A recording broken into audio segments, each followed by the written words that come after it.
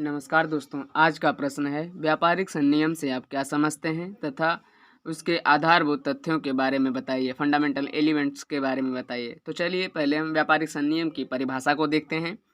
समाज में शांति व्यवस्था बनाए रखने के लिए तथा मानवीय व्यवहार तथा आचरण को व्यवस्थित करने के लिए तथा इसे नियमित और नियंत्रित करने के उद्देश्य से राज्य द्वारा बनाए गए नियम तथा उपनियमों को संनियम के नाम से जाना जाता है। अब बात करते हैं उसके फंडामेंटल एलिमेंट्स यानी आधारभूत तथ्यों के बारे में। इसके आधारभूत तथ्य इस प्रकार हैं। पहला है प्रस्ताव, फिर दूसरा वचन, तीसरा वचनदाता एवं वचन ग्रहीता, उसके पश्चात प्रतिफल, ठहराव, पारस्परिक वचन, व्यर्थ या शून्य ठहराव, फिर अनुबंध, उसके पश्चात व्यर्थनीय अनुबंध और व्यर्थ अनुबंध। तो चलिए इसको बारी बारी से एक एक करके देखते हैं कि प्रत्येक अनुबंध, प्रत्येक फंडामेंटल एलिमेंट क्या कहता है।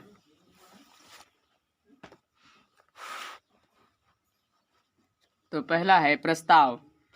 भारतीय अनुबंध अधिनियम 1872 की धारा 2A के अनुसार जब एक व्यक्ति किसी दूसरे व्यक्ति से किसी कार्य को करने अथवा ना करने के विषय में अपनी इच्छा इस उद्देश्य से प्रकट करता है कि उस व्यक्ति की सहमति उस कार्य को करने अथवा ना करने के संबंध में प्राप्त होगी, तो कहा जा सकता है कि पहले व्यक्ति ने दूसरे के व्यक्ति के सम्मुख प्रस्ताव रखा।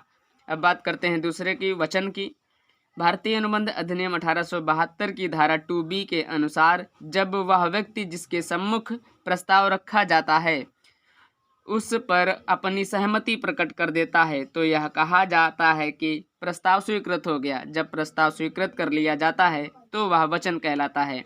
अब बात करते हैं वचन और वचन ग्रहीता की, वचनदाता और वचन ग्रहीता की। धारा 2C के अनुसार प्रस्ताव रखने वाले व्यक्ति को वचनदाता कहते हैं, जो प्रस्ताव रखता है, जो अपनी तरफ से शुरुआत करता है प्रस्ताव रखने की, और जो प्रस्ताव स्वीकार करता है उस स्वीकार करने वाले व्यक्ति को वचन ग्रहीता कहते हैं।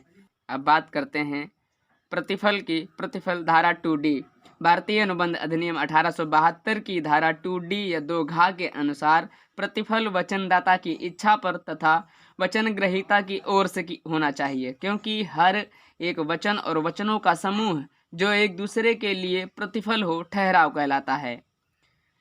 धारा 25 के अनुसार प्रतिफल के बिना किया गया ठहराव व्यर्थ है। पांचवा करार। धारा 2 के अनुसार प्रत्येक वचन तथा वचनों का प्रत्येक समूह जिसमें वचन एक दूसरे के लिए प्रतिफल होते हैं करार कहलाता है। छठा पारस्परिक वचन। धारा 2F के अनुसार ऐसे वचन जो एक दूसरे के लिए प्रतिफल अथवा आंशिक प्रतिफल हो पारस्परिक वचन कहलाते हैं। अब सातवां व्यर्थ या शून्य करार। धारा 2G के अनुसार वह ठहराव जिसको राजनियम द्वारा कार्यान्वित नहीं कराया जा सकता व्यर्थ या शून्य करार कहलाता है।